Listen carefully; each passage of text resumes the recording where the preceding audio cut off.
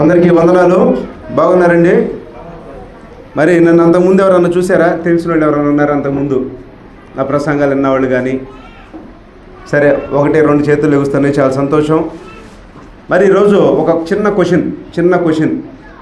ఆ క్వశ్చన్ ఏంటంటే, యేసుక్రీస్తు వారు బాప్తిసం పొందిన తర్వాత నీవు నా ప్రియ కుమారుడివి లేదా ఈయన నా ప్రియ కుమారుడు, ఈ రెండింటిలో ఏది కరెక్ట్? నీవు నా ప్రియ కుమారుడు కరెక్టా? ఈయన నా ప్రియ కుమారుడు కరెక్టా? క్వశ్చన్ అర్థమైతేనే మన ప్రసంగం స్టార్ట్ అయ్యింది. క్వశ్చన్ అర్థం చేసిన తర్వాత అప్పుడు ప్రార్థన చేసుకుని వర్తమానంలోకి వెళ్దాం. మరొకసారి, యేసుక్రీస్తు వారు బాప్తిసం పొందినప్పుడు పరిశుద్ధాత్మ పౌరు వలె దిగొచ్చి అప్పుడు నీవు నా ప్రియ కుమారుడవు అని అన్నాడా? లేదనంటే ఈయన నా ప్రియ కుమారుడు అని అన్నాడా? ఈయన నా ప్రియ కుమారుడు అన్నవాళ్ళు ఒకసారి చేతులు ఎత్తండి. పోనీ నీవు నా ప్రియ కుమారుడు అన్నవాళ్ళు ఒకసారి చేతులు ఎత్తండి. అది క్లోజ్ అయిపోతుందండి. నీవు నా ప్రియ కుమారుడు అన్నవాళ్ళు ఒకసారి చేతులు ఎత్తండి. ఈయన నా ప్రియ కుమారుడు అన్నవాళ్ళు చేతులు ఎత్తండి. సరే, మనం ప్రార్థన చేసుకుని ఈ ఒక్క చిన్న పాయింట్ని మనం తెగకూడదు. అర్థమవుతుందండి? పాయింట్ ప్రార్థన చేసుకుని ఒక పాయింట్ని తెగకూడదు. పరిశుద్ధుడా, ప్రేమమయుడా, సర్వశక్తిమంతుడా, ఈ వందనాలు స్తోత్రములు తండ్రి. సేవకుల సదస్సులో ప్రభా, బైబిల్లో ఉన్నటువంటి కాంట్రవర్సీస్, అందులో ఒక చిన్న కాంట్రవర్సీని ప్రభా మీ బిడ్డలందరికీ అర్థమయ్యేటట్లుగా బోధించమని, వినగలిగిన చెవులు, గ్రహింపగలిగిన హృదయాలను దయచేయమని యేసు నామములో అడిగి వేడుకున్నాం తండ్రి, ఆమేన్. ఇప్పుడు మనం బైబిల్ నుంచి చదువుదాం. మార్కు సువార్త 1వ అధ్యాయం 9, 10, 11 వచనాలు. మార్కు సువార్త 1వ అధ్యాయం 9, 10, 11 వచనాలు. మార్కు సువార్త 1వ అధ్యాయం 9, 10, 11 వచనాలు. ఆ దినములలో యేసు గలిలయలోని నజరేతు నుండి వచ్చి యోర్దానులో యోహాను చేత బాప్తిసం పొందెను. వెంటనే ఆయన నీళ్లలో నుండి ఒడ్డునకు వచ్చుచూ ఉండగా, బాగా అర్థం చేసుకోండి, నీళ్లలో నుంచి వచ్చుచూ ఉండగా ఆకాశము చెల్చబడుటయో పరిశుద్ధాత్మ పౌరం వలె తన మీదకి దిగి వచ్చుటయో చూచెను. మరియు నీవు నా ప్రియ కుమారుడవు, నీ యందు నేను ఆనందించుచున్నానని ఒక శబ్దము ఆకాశము నుండి వచ్చింది. ఇందాక కొంతమంది చేతులు ఎత్తారు. ఏమని? ఈయన నా ప్రియ కుమారుడు అన్నవాళ్ళు చేతులు ఎత్తారు. మరి బైబిల్ ఏమనుంది? నీవు నా ప్రియ కుమారుడు అని ఉందా? ఈయన నా ప్రియ కుమారుడు అని ఉందా? అందరు చెప్పాలి.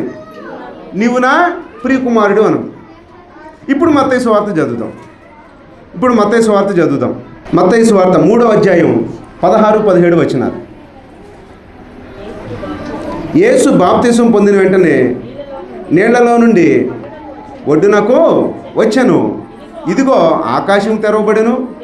దేవుని ఆత్మ పౌరం వలె దిగి తన మీదికి వచ్చుట చూచెను. మరియు ఇదిగో ఈయనే నా ప్రియ కుమారుడు, ఈయన యందు నేను ఆనందించుతున్నానని ఒక శబ్దం ఆకాశం నుండి వచ్చింది. ఇప్పుడు చెప్పండి, నీవు నా ప్రియ కుమారుడు కరెక్టా? ఈయన నా ప్రియ కుమారుడు కరెక్టా? నీవు నా ప్రియ కుమారుడు కరెక్టా? ఈయన నా ప్రియ కుమారుడు కరెక్టా? చెప్పండి, నీవు నా ప్రియ కుమారుడు కరెక్టా? ఈయన నా ప్రియ కుమారుడు కరెక్టా? అంటే ఇప్పుడు దీన్ని ఏమంటారంటే, బయట నుంచి చదువుతున్న వాళ్ళు ఏమంటారంటే, మీ బైబిల్లోనే తప్పులు ఉంటాయి. బైబిల్లో తప్పులు ఉండయా? మరి ఇక్కడ కనిపిస్తుందిగా యేసుక్రీస్తు వారు యోర్దాను నదిలో బాప్తిసం పొందారు.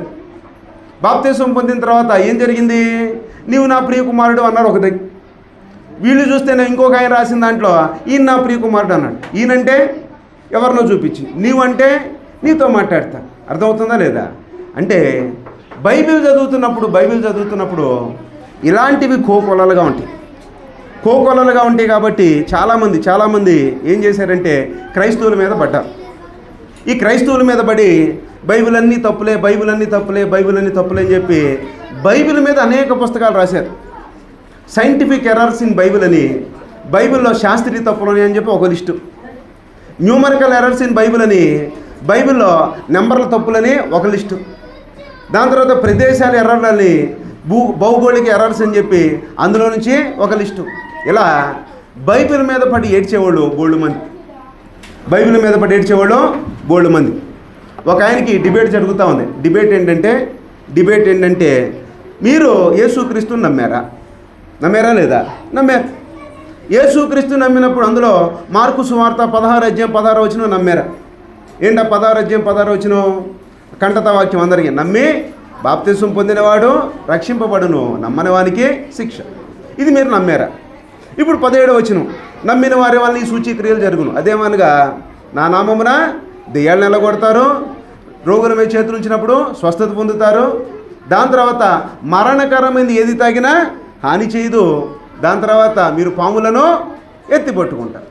ఇది నమ్ముతున్నావా అని చెప్పి ఒక ఆయన అడుగుతున్నాడు స్టేజ్ మీదే. అనగానే ఆ పాస్టర్ గారు ఏం చేశారంటే నమ్ముతున్నానగానే వెంటనే జేబులో నుంచి, ఎలాంటి జేబులోంచి చిన్న విషం సీసా ఇచ్చి, నీ బైబిల్లో ఉన్నటువంటి మాట నువ్వు బాప్తిసం పొందావు, నమ్మిన వారి వల్ల ఈ సూచక్రియలు అన్నావు, ఏంటది అందులో మరణకరమైనది ఏ తాగినా హాని చేయదని అన్నావు, సరే నేను నీకు బాటిల్ ఇస్తున్నా తాగు అన్నారు.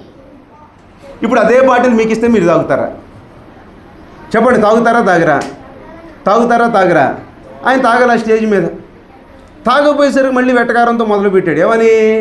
ఇందాకటి దాకా యేసు మాట నమ్మేనన్నావు, నమ్మి బాప్తిసం పొందిన రక్షింపబడి, నమ్మని వారి వల్ల శిక్ష, నమ్మిన వారి వల్ల ఈ సూచక్రియలు జరుగును, అవేమనగా నా నామంలో దెయ్యాలు నిలగొడతారు, అన్య భాషలు మాట్లాడతారు, మరణకరమైన ఏ తాగినా హాని చేయదు, పాములను ఎత్తిపట్టుకుంటారని చెప్పి ఇప్పుడు దాకా నేను నమ్మాను, ఇప్పుడు శేషాయిస్తే నమ్మను అని అంటావా?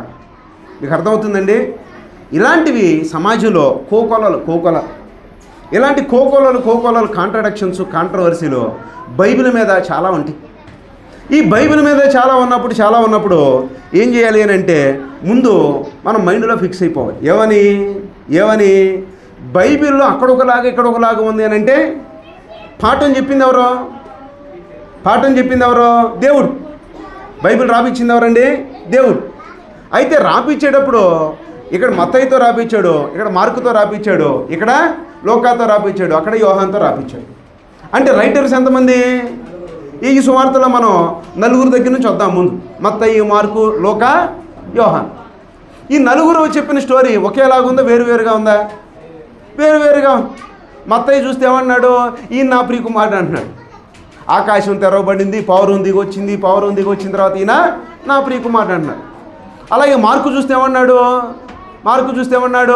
నీవు నా ప్రియకుమారుడు అన్నాడు. సందర్భం ఏంటి? బాప్తిసం తీసుకున్న సందర్భం. ఈరోజు ఈ వర్తమానం చెప్పడానికి కారణం ఏంటంటే, మీరందరూ పాస్టర్లు కాబట్టి, పాస్టర్లు అన్నాక పాస్టర్లు ఒక ఆర్ట్ నేర్చుకోవాలి. ఆర్ట్ని ఏమంటారంటే art of story telling. Story telling అంటే ఒక కథను ఎలా చెప్పాలి. మరి పాస్టర్లో జనాన్ని రక్షించాలంటే ఏం చేయాలండి? మంచి మాటలు చెప్పాలా వద్దా? ఎలా రక్షణ పొందుతారంటే బైబిల్ చెబుతుంది. ఎలా రక్షణ పొందుతారు? నువ్వు ప్రార్థన చేస్తే వాళ్ళు రక్షణ పొందరు. వినుట వలన విశ్వాసం కలుగు. వినాలి అంటే ఒకళ్ళు ప్రకటించాలి. ఆ ప్రకటించేది ఎవరు? ఇక్కడ వాక్యాన్ని ప్రకటించేది ఎవరు? ఇక్కడ మీరే. సేవకులు ప్రకటిస్తారు.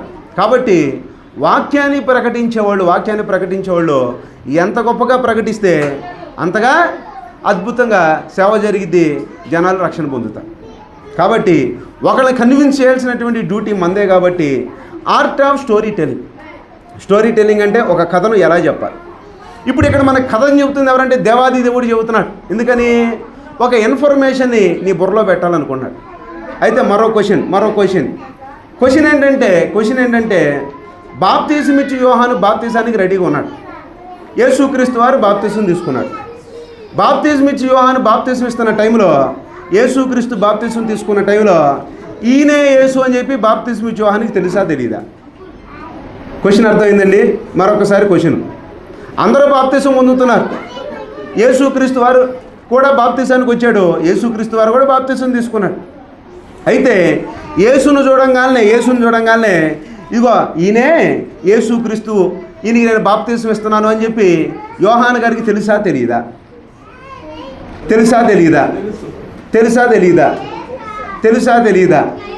ఇప్పుడు మనం యోహాను సువార్త చదువుదాం. ఒక్కసారి తిండి యోహాను సువార్త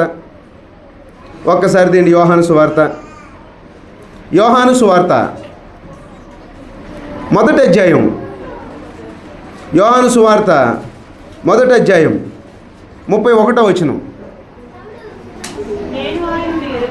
నేను ఆయనను ఎరుగనైతిని కానీ ఆయన ఇశ్రాయేలుకు ప్రత్యక్షమగుటకు నేను నీళ్లతో బాప్తిసం ఇచ్చుతూ వచ్చి తినని చెబుతున్నాడు. 33 నేను ఆయనను ఎరుగనైతిని. కానీ అక్కడ ఆగుదాం. ఆయనకి బాప్తిసం ఇచ్చేటప్పుడు కూడా యేసు ఎవరో తెలుసా తెలీదా అంటే బైబిల్ ఏమని చెబుతుంది? నేను ఆయనను ఎరుగనంటే తెలుసనా తెలియదనా బాగా అర్థం చేసుకోండి. ఎందుకంటే కొత్తగా ఉంటుంది. ఇప్పుడు దాకా మీ నిందానికే మనం వెళ్ళే కొద్ది ఏంటంటే మీకు కొత్తగా ఉంటుంది. కాబట్టి ఫస్ట్ క్వశ్చన్ అర్థం చేసుకుందాం. బాప్తిసం ఇచ్చి యోహాను 100 మందికి బాప్తిసం ఇస్తున్నాడు. ఈ 100 మందికి బాప్తిసం ఇస్తున్న టైంలో ఆయన ముందెప్పుడో చెప్పాడు. ఏమని? ఒక ఆయన వస్తాడు, ఆయన చెప్పులు ఇప్పడానికి నేను అర్హుడు కాదన్నాడు. కానీ యేసుక్రీస్తు ఎదురుగా వచ్చినప్పుడు ఆయన ఈయనని తెలుసా తెలీదా అంటే తెలియదు. అర్థమవుతుందండి? తెలుసా తెలీదా? తెలియదు. అంటే ఇప్పుడు మనకు ఒక సిచ్యువేషన్ క్రియేట్ అయింది. ఏమని? ఒక ఆయన వస్తాడని తెలుసు, ఆయన ఈయనని గుర్తుపట్టాలి. అర్థమైందా లేదా? అలాగే ఈరోజు నేను ఇక్కడికి వచ్చే టైంలో నాకు పాస్టర్ గారు తెలియదు, పాస్టర్ గారికి నేను తెలియనప్పుడు ఇక్కడికి వచ్చిన తర్వాత ఏమవ్వాలి? ఇప్పుడు ఒక ఇంటరాక్షన్ జరగాలి. దాని తర్వాత ఫలానా ఎలా ఉంటాడు అని చెబితేనే అప్పుడే అర్థమయ్యేది. అంతేనా కాదా? ఎవరో కూడా వచ్చి చెప్పాలి, ఇదిగో ఈయనేనండి ఆయన. నేను ఇక్కడ రావడానికి కారణం ఎవరంటే సుందరయ్య పాస్టర్ గారు. ఒకవేళ సుందరయ్య పాస్టర్ గారే కనుక ఉన్నారనుకోండి, రాగానే ఏం చెప్పేవాడు? ఇదిగోండి పలానా చైతన్య సాగర్ గారు అని చెప్పి నీట్గా చెప్పేవాడు. అర్థమవుతుందా లేదా? లేనప్పుడు ఏం చేయాలి? చెప్పేదాకా వెయిట్ చేయాలి. ఈయనే ఆయన, ఆ పాస్టర్ గారు ఆయన. నేను కూడా రాగానే దేవదానం గారు ఎవరండి అని చెప్పి ఉన్న ఆడవాళ్ళందరిని అడిగానా లేదా? అడిగినప్పుడు ఇదిగోండి ఈయన అని చెప్పారు. అంటే వాళ్ళు చెప్పబోతే నాకు తెలియదు. కానీ దేవదానం అనే పాస్టర్ గారి దగ్గరికి వెళ్తున్నాననే సంగతి నాకు తెలుసు. ఫోన్లో మాట్లాడుకున్నాం. రమ్మని చెప్పారు. కానీ ఆయన నాకు తెలియదు. తెలియాలంటే ఇప్పుడు ఏం కావాలి? ఒకళ్ళు వచ్చి చెప్పాలి. అర్థమవుతుందండి? అలాగే దేవుడు కూడా బైబిల్ ఎలా డీల్ చేస్తాడంటే, బైబిల్ అనేది మేధావుల గ్రంథము. గుర్తుపెట్టుకోండి, బైబిల్ ఎవరి గ్రంథం? మేధావుల గ్రంథం. బాధల్లో ఉన్నవాళ్ళు చదువుకున్నప్పుడు బాధల్లోంచి విడిపించే గ్రంథం బైబిల్ గ్రంథమే. కానీ ఇలాంటి పాయింట్లు తగ్గొట్టాలి అని అంటే బైబిల్ అనేది మేధావుల గ్రంథం. అలాగే దేవుడి యొక్క టీచింగ్ స్టైల్ మనకు అలవాటు చేసుకోవాలి. అదేంటంటే ఒక కథ చెప్పేటప్పుడు కథ మొత్తం ఫ్లాట్గా అక్కడే చెప్పడు దేవుడు. మిగతా గ్రంథాలు తీసుకున్నాను. కథల పుస్తకం అనగనగా ఒక రాజుకి 7 కొడుకులు ఏం చేశారు? వేటకెళ్ళి ఏం చేశారు? 7 చేపలు తెచ్చారు. అందులో ఎన్నింటిని? 6. ఒకటేమైంది? ఎండలేదు. ఎండకపోయేసరికి చేప నువ్వు ఎందుకు ఎండలేదన్న. ఎందుకు ఎండలేదంటే ఏముంది? గడ్డి నన్ను అంటే ఈ స్టోరీ మొత్తం తెలియదా? ప్రతి వాళ్ళకి తెలుసు. కానీ బైబిల్లో స్టోరీ ఇలా ఉండదు. ఎందుకని? అక్కడ చూస్తే నీవు నా ప్రియ కుమారుడు అన్నాడు. ఎక్కడ చూస్తే ఈయన నా ప్రియ కుమారుడు అన్నాడు.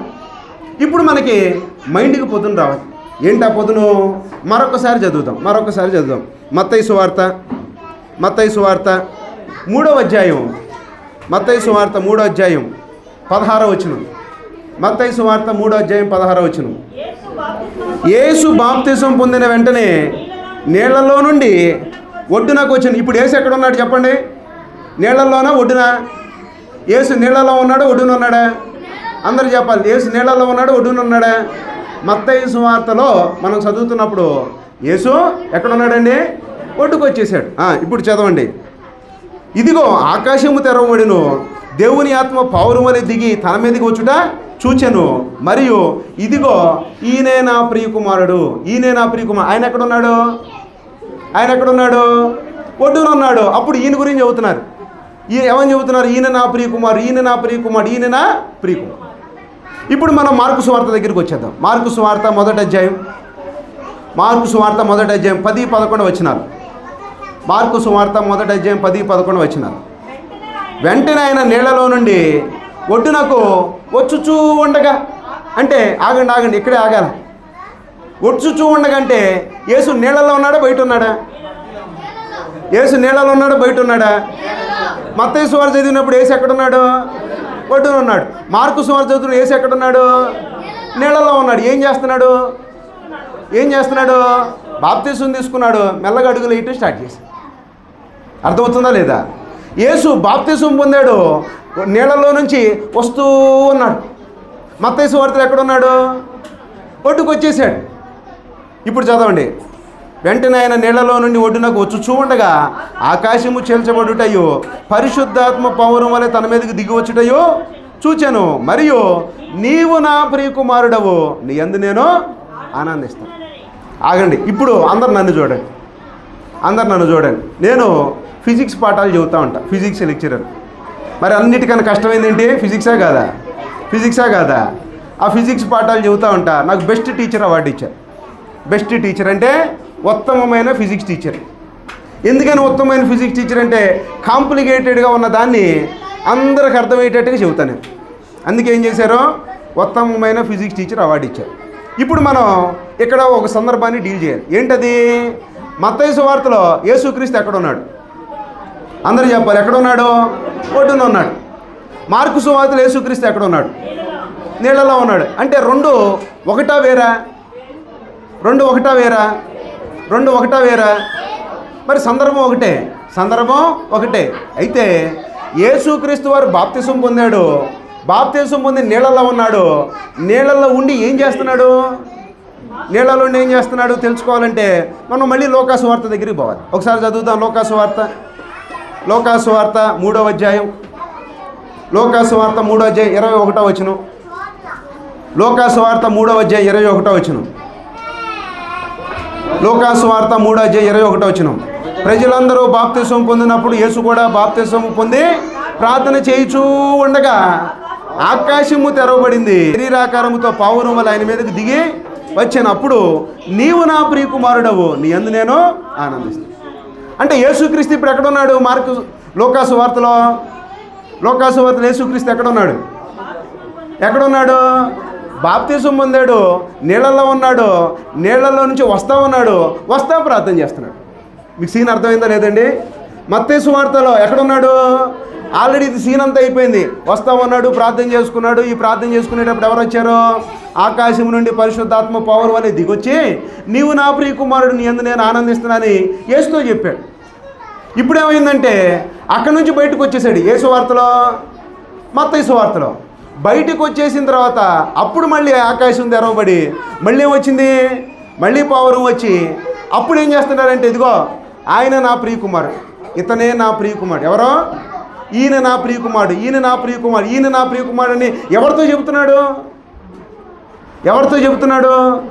ఈయన నా ప్రియకుమారుడు అని అంటే ఎవరి గురించి చెబుతున్నారు? ఎవరో గురించి. నీవు అని అంటే ఎవరి గురించి? నీ గురించి. ఈయన అంటే ఎవరి గురించి? వేరే ఆయన గురించి. నీతో చూపించాను అంటావు అంటే ఎవరి గురించి? నీ గురించి. ఈయన అంటే ఎవరో? వేరే ఆయన. అంటే ఎవరితో మాట్లాడుతున్నాడు? దేవుడు మాట్లాడుతున్నాడు. ఎవరితో మాట్లాడుతున్నాడు అనేది తెలుసుకోవాలంటే మళ్ళీ ఎక్కడికి వెళ్ళాలి? మనం యోహాను సువార్తలోకి వెళ్దాం. ఒకసారి మనం యోహాను సువార్త చదువుదాం. యోహాను సువార్త మొదటి అధ్యాయం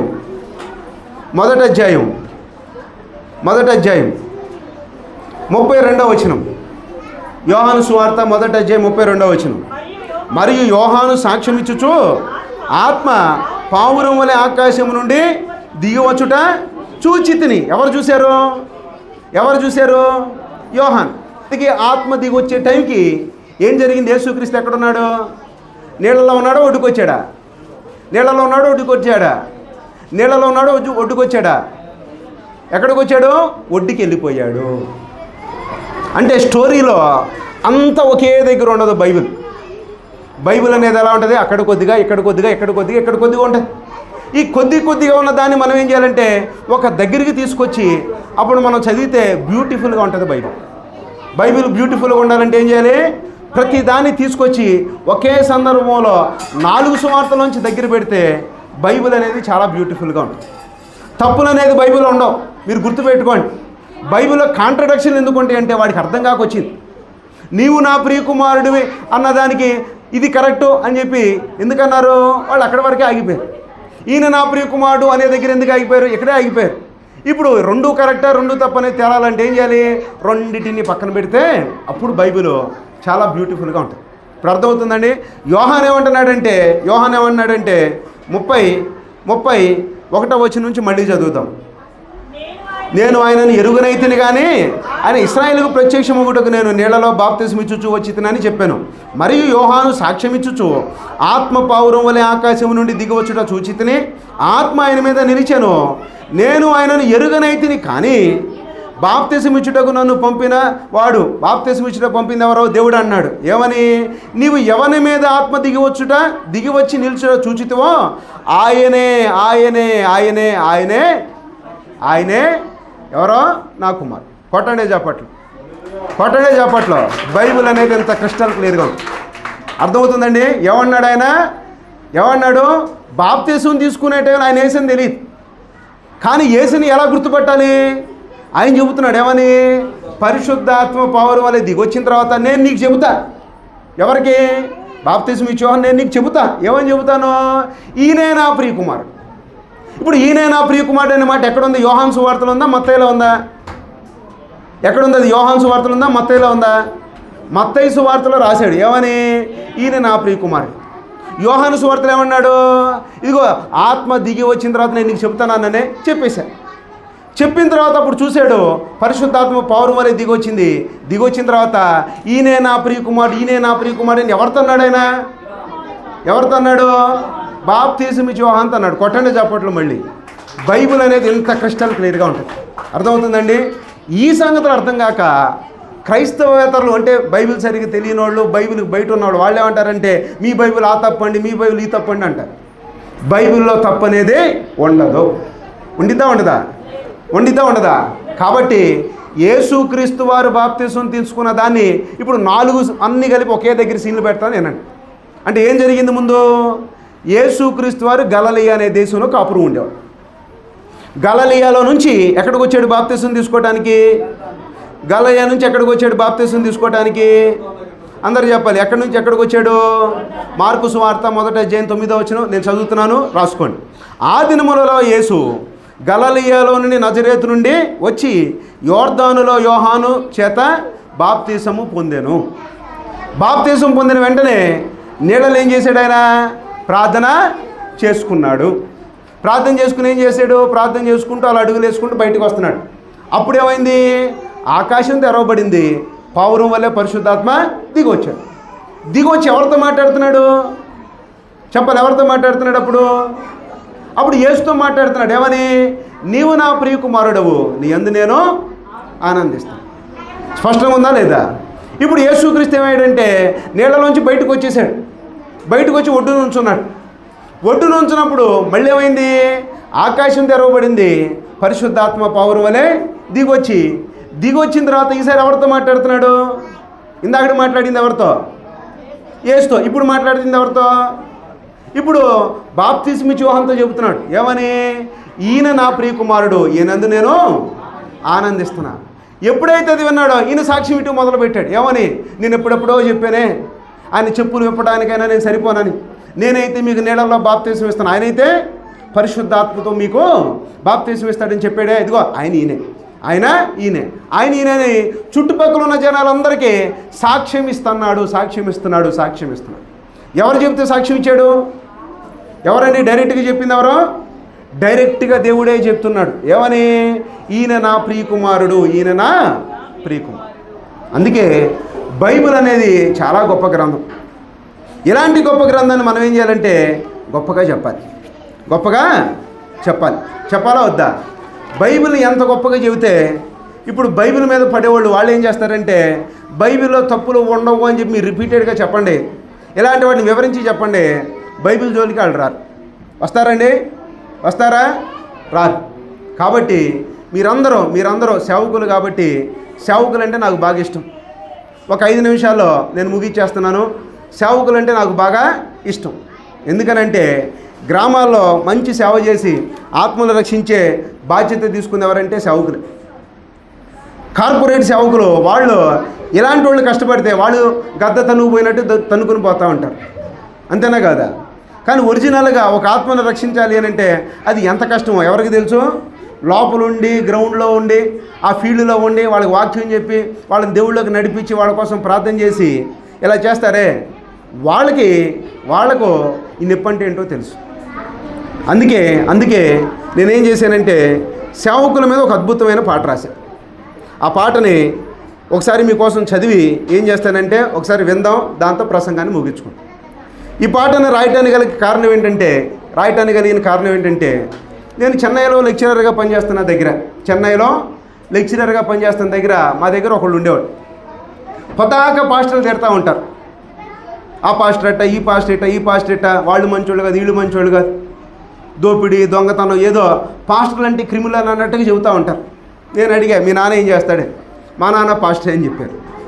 వాళ్ళ నాన్న పాస్టర్ అని చెబితే ఎందుకు నీకు అంత అసహ్యం వచ్చింది అని అంటే, మా నాన్న చేసే పనులు చూసి పాస్టర్ల మీద ద్వేషం వచ్చిందా? పోనీ వాళ్ళ నాన్న మంచోడా చెడ్డోడా ఒకసారి చూద్దామని చెప్పి ఆయన గురించి ఎంక్వైరీ చేస్తే ఆయన మంచోడు పాప, ఆయన చెడ్డోడు కాదు. మంచి మీటింగులు పెడతాడు, దేవుడి కోసం డబ్బులు ఖర్చు పెడతాడు, సేవకులను పిలిచి మంచి భోజనం పెట్టి మంచి మీటింగులు పెట్టి ఘనంగానే ఉంది ఆయన లైఫ్. చెడ్డగేమీ లేదు. మరి వీళ్ళు ఏం చేస్తున్నారు? వాళ్ళ నాన్నతో పాటు అందరిని తిడతా అసలు క్రైస్తవులు అంటేనే చెడ్డోళ్ళు అన్నట్టు, పాస్టర్లు అంటేనే దుర్మార్గులు అన్నట్టు వాళ్ళు చెబుతా ఉన్నప్పుడు అప్పుడు నేనేమనుకున్నానంటే దాని ఒక పాట రూపంలో సేవకుల గొప్పతనాన్ని తెలియజేసేటట్టుగా అందించాలని చెప్పి కోరుకున్నాను. అందుకే ఒక చక్కని పాటను నేను రాశాను. అందులో మొట్టమొదటి లైను మీకోసం చదువుతున్నాను, వినండి. యేసయ్య రాజ్యములో నిలిచిన సేవకులారా, ఓ వీరులారా. సేవకులను ఏమన్నాం? సేవకులు ఎవరండి? వీరులు. యేసయ్య రాజ్యములో నిలిచిన వీరులారా, సేవకులారా. ఆత్మయుద్ధం పోరాడే బలవంతులారా, సేవకులారా. ఏ యుద్ధం అండి ఇది? ఈరోజు చేస్తుంది ఏంటి? యుద్ధం, ఆత్మయుద్ధం. అది ప్రతిరోజు యుద్ధం చేసేవాళ్ళు ఎవరంటే సేవకులే. విశ్వాసులు ఏమైంది వారంలో ఒకసారి వచ్చి పోతూ ఉంటారు. సేవకులు ప్రతిరోజు యుద్ధమే. దేవుని పిలుపునకు జవాబిచ్చిన నమ్మకస్తులారా, సేవకులారా. సేవకులను ఏమన్నాం? నమ్మకస్తులను. ఎందుకని? వాళ్ళు ఉన్నారే, సేవకులు తిడుతూ ఉన్నారే, వాళ్ళు చూడలేదేమో మంచి సేవకుల్ని. నేను చూసా అద్భుతమైన సేవకులు. రూపాయి ఉన్నా లేకపోయినా, తిండి ఉన్నా లేకపోయినా, నిద్ర ఉన్నా లేకపోయినా దేవుని కొరకు కష్టపడే సేవకుల్ని నా కళ్ళతో నేను చూశాను. మరి వాళ్ళు ఎవరిని కోరుకున్నారో, ఎవరిని ఎక్స్పెక్ట్ చేశారో మనకు తెలియదు. కానీ నేనైతే అద్భుతమైన సేవకుల్ని, మంచి సేవకుల్ని, గ్రామ స్థాయిలో ఒక ఆత్మను రక్షించాలంటే ఎంత కష్టమో వాళ్ళకి తెలియదు. కానీ మరి ఒక్కొక్క ఆత్మను రక్షించు కొరకు పడిన ప్రయాసం, ఎవరికి ఏ బాధ వచ్చినా కానీ పక్కనే ఉండి ప్రేమను పంచినటువంటి సేవకులను చూసాం. అందుకే ప్రజల కోసమే రోధించి ప్రార్థించే సేవకులారా, స్వార్థ ప్రకటించి వారి పాదములు సుందరములు, ఓ సేవకులారా అని చెప్పి సేవకులకు అంకితం చేస్తున్నటువంటి ఈ పాట మీరందరికీ మీకు ఇప్పుడు వినిపిస్తాను. అందులో మొదట వచనం, సత్యవాక్యమును వెలిగించే వెలుగులారా, సేవకులారా. నీతిలో నడిచే రాజుల వంటి ప్రభువారా, సేవకులారా. శత్రువును ఎదిరించి నిలిచే ధైర్యవంతులారా, సేవకులారా. ప్రేమతో జీవవాక్యం పంచే ఆత్మిక గురువులారా, సేవకులారా. సేవకులు ఏమన్నామండి? ఆత్మిక గురువు. సేవకులు ఎవరో? ధైర్యవంతులు. సేవకులు ఎవరో? వీరులు. సేవకులు ఎవరో? సాహసాలు చేసేవాడు. సేవకులు ఎవరండి? జీవవాక్యాన్ని పంచేవాడు. అందుకే ఆఖరిగా యేసు ప్రేమను చూపించే జీవాంతులారా, సేవకులారా. ప్రార్థనా శక్తితో విజయము పొందే విశ్వాసులారా, సేవకులారా. వాక్యమును బోధించి మార్గము చూపే మార్గదర్శకులారా, సేవకులారా. ఆత్మల కోసమై కన్నీటితో మొరపెట్టే మిత్రులారా, సేవకులారా. అందుకే ఈ పాటను సేవకులందరికీ అంకితం చేస్తూ మరి మీరందరూ ఒక్క నిమిషం ఈ పాట కొరకు ప్రార్థన చేస్తే మీ సమక్షంలో ఈ పాటని మన పాస్టర్ గారి చేతి మీదుగా రిలీజ్ చేద్దాం. ఒక్క నిమిషం అందరు నుంచుని చిన్న ప్రార్థన ఈ పాట కోసం మీరు చేయవలసిందిగా కోరుతున్నాం. అందరూ లేచి నుంచుని అద్భుతమైన ఈ పాటను మంచి ట్యూన్తో సేవకుల గొప్పతనాన్ని తెలియజేసి ఈ పాటను రాసినటువంటి ఈ పాట కొరకు ఒక్క నిమిషం అందరూ ప్రార్థన చేయండి. ఒక్క నిమిషం ప్రార్థన చేయండి. ఈ పాట ఘనంగా సేవకులు ఎప్పుడైతే ఈ పాట విన్నప్పుడు వాళ్ళు మోటివేట్ అవునట్టుగా, ఎప్పుడైతే ఇలాంటి వాళ్ళు పిచ్చి కోతలకు వస్తారో కూసినప్పుడు అది తప్పు, సేవకులు గొప్పోళ్ళు అని చెప్పి సేవకులందరూ ఇన్స్పైర్ అవునట్లుగా మనందరం ఒక్క నిమిషం మీరందరూ ప్రార్థన చేయవలసిందిగా కోరుతున్నాం. ఒక్క నిమిషం ప్రార్థన చేయండి. ఒక్క నిమిషం ప్రార్థన చేయండి. అద్భుతమైన ఈ మాటలతో ఈ పాట సేవకుల గొప్పతనాన్ని తెలియజేసి ఈ పాట ధైర్యం నింపునట్లుగా అనేక ప్రాంతాల్లో ఈ పాట అనేక సేవకులను ఆదరించినట్లుగా మనందరం ప్రార్థన చేసుకుందాం. మన మధ్యలో ఉన్నటువంటి రాజశేఖర్ గారిని ఈ పాట కొరకు ప్రార్థన చేసి రిలీజ్ చేయవలసిందిగా కోరుతున్నాం.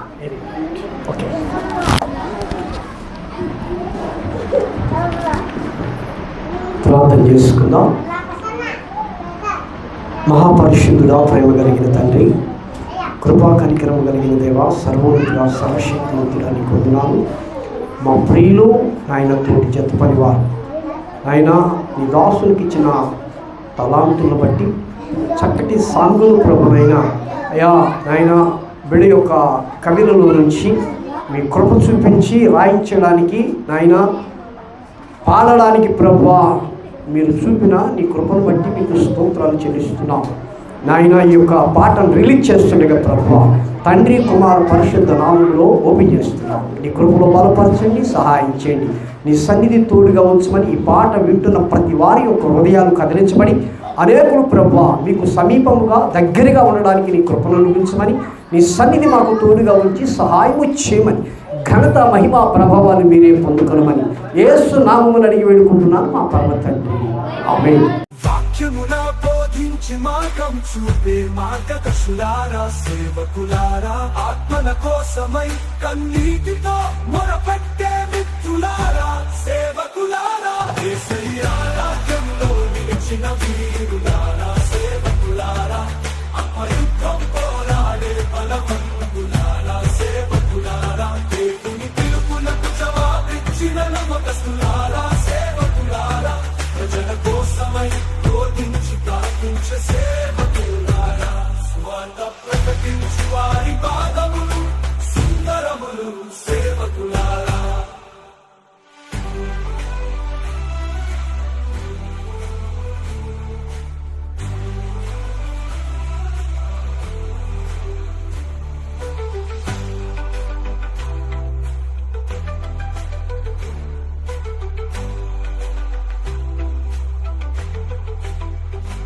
యేసయ్య రాజ్యంలో నిలిచిన వీరులారా, సేవకులారా, ఆత్మయుద్ధం పోరాడే బలవంతులారా, సేవకులారా, దేవుని పిలుపులకు జవాబిచ్చిన నమ్మకస్తులారా, సేవకులారా, ప్రజల కోసమై కన్నీటితో మొరపెట్టే మిత్రులారా, సేవకులారా, యేసయ్య రాజ్యంలో నిలిచిన వీరులారా, సేవకులారా, ఆత్మయుద్ధం పోరాడే బలవంతులారా, సేవకులారా, ఆత్మయుద్ధం పోరాడే బలవంతులారా, సేవకులారా.